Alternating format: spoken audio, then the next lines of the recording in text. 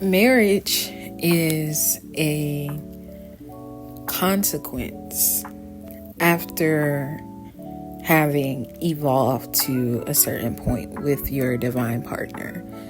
And the reason why marriage is important is because it grounds the awareness of you and your partner's commitment to each other. You cannot marry your partner by just telling them that you love them, by just having sex, or by simply being in a relationship with them alone. Because being married to someone is a whole different realm of a relationship. It is merely ascending to a higher dimension of divine union with your divine partner. And in that dimension,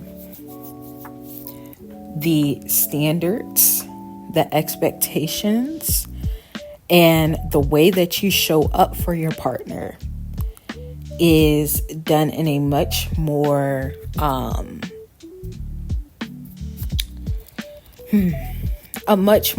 serious way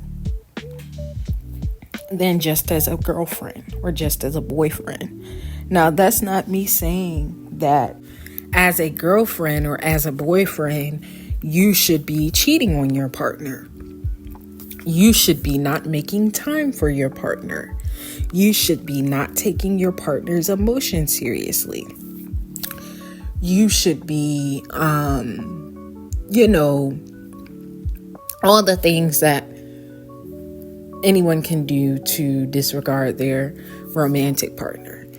That's not me saying that being in a simple relationship with the person, which is just as boyfriend or girlfriend or even as fiance, is a time of play. It is a time to work up to the consequence of marriage. It is a time of completing tests and going through those trials and errors together and evolving and ascending out of them successfully. It is a time of becoming knowledgeable and wise about your partner, about their soul, and about your own self. Why you and your partner are together. What's your mission in that divine relationship? How are you meant to help them? How are they meant to help you? What shadow traits does your partner show you about yourself? What are some of the beautiful things that you can learn about yourself through your partner and vice versa? Simply having sex with someone, telling someone that you love them, or any other commonplace romantic activity, doing any other commonplace romantic activity with your partner, in my opinion, is not enough, because the commitment is still ungrounded. Your awareness, to one degree or another, of your position within your union with that person is still up in the air. I feel like if you are not going to have a ceremony, if you are not going to have a contractual agreement or a ring, there should at least be some type of meeting, some type of getting together, some type of statement that is made and that is lived up to as a contract to enforce throughout the relationship. And with that contract, there should be certain expectations that are adhered to, and certain ways that you promise to show up for your partner, not just for your partner in the relationship, but also for yourself. I really feel like love is a beautiful thing. Romance is a beautiful thing. I am heavily a spiritualist, in my opinion, even though I don't know everything and I'm not mastered on everything. But I do feel like Earth exists for a reason. And God allowed us to reincarnate on Earth for a reason. And what I am realizing in the spiritual community is that a lot of spiritualists are getting a little bit too caught up in the elements or even ideologies, presumed ideologies of spirituality in the spiritual realm. So much so that they don't account for the fact that there are indeed things here on this earthly realm that we are meant to utilize to leverage our spirits. Everything on earth is not meant to keep you stuck here. Everything on earth is not out to corrupt you or to keep you stuck in the quote unquote matrix. Some things, existence is indeed divine and indeed meant to put your spirit into the divine alignment that it's meant to be in. And I definitely feel like the idea that you shouldn't complete some type of you shouldn't have some type of tangible statement affirming your marriage to your partner. You shouldn't have a ceremony or some type of contract, even if it's not a governmental contract or a ring.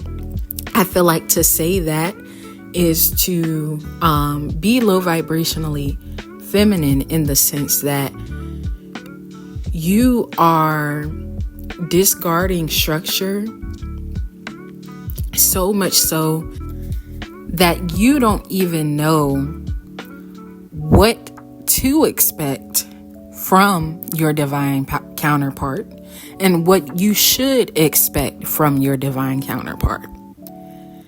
Because our divine partners are not just in our lives to make us feel good and to romance us, or even to allow us to reside in feminine energy.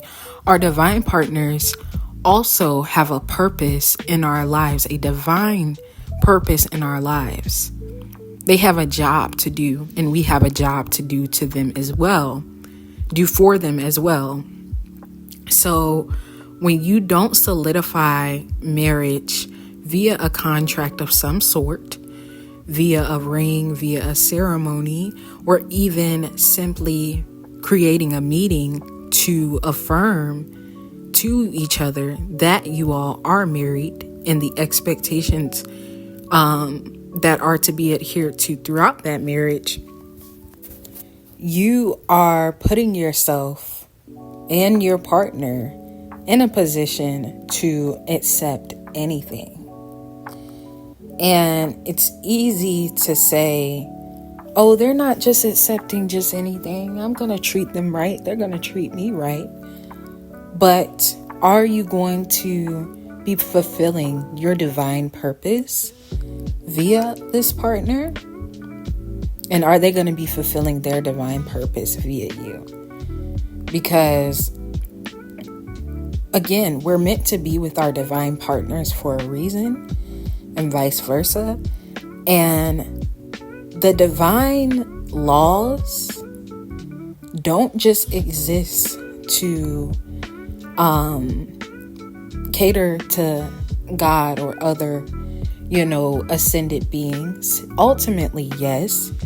But for ourselves, the beings in the relationship, it's also there to help us. It's also there so we can have the utmost fulfillment. so we can be nurtured and divinely loved in the way that we deserve to be.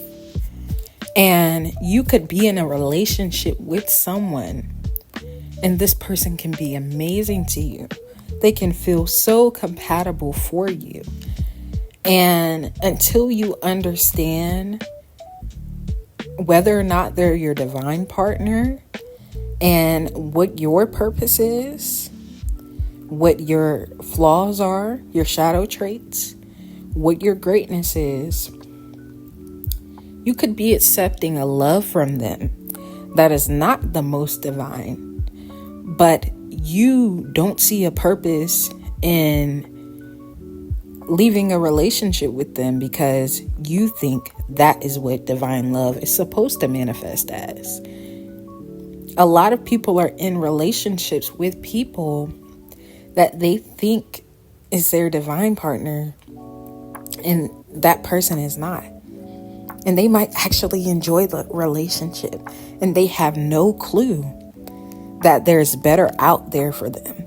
They think that that person is their better. But because they don't know themselves, and they don't know God through themselves, and they don't know what their true purpose is, that's all that they're left to expect. Balance. The divine feminine and the divine masculine. We are meant to retain and obtain balance of our divine feminine and divine masculine aspects within and outside of relationships with any and everyone, right? So going back to what I said, it's a low vibrational feminine behavior to tell your partner that they do not have to contractually solidify marriage with you. You are subconsciously telling them that they don't have to respect you in a way. And how you are doing that is you are taking away your masculine aspect, which is the aspect that enforces structure, stability, security, and authority over yourself, over the relationship, etc. And you are leaving yourself completely open to be taken advantage of, disrespected, disregarded in so many ways. And you can think that by simply telling someone they don't have to marry you, it wouldn't do all of that.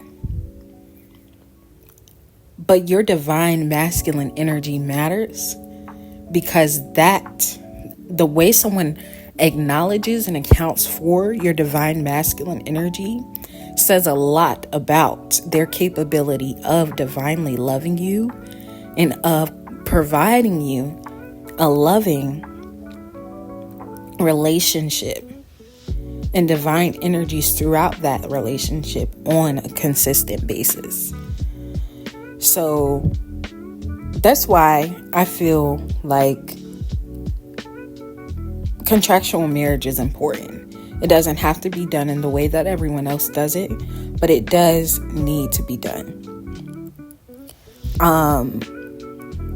Again, things from this earthly realm are demonized and made to be taboo by people in the spiritual community.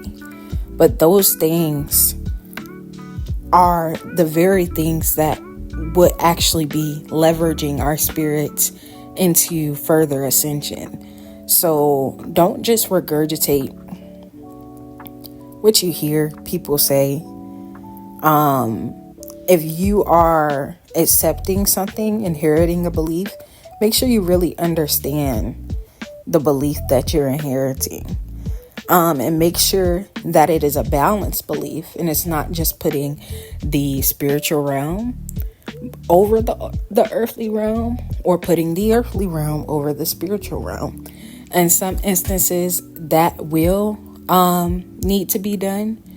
But in a lot of instances, no, because why would we have reincarnated on this plane if we weren't meant to utilize its resources for our spirits? So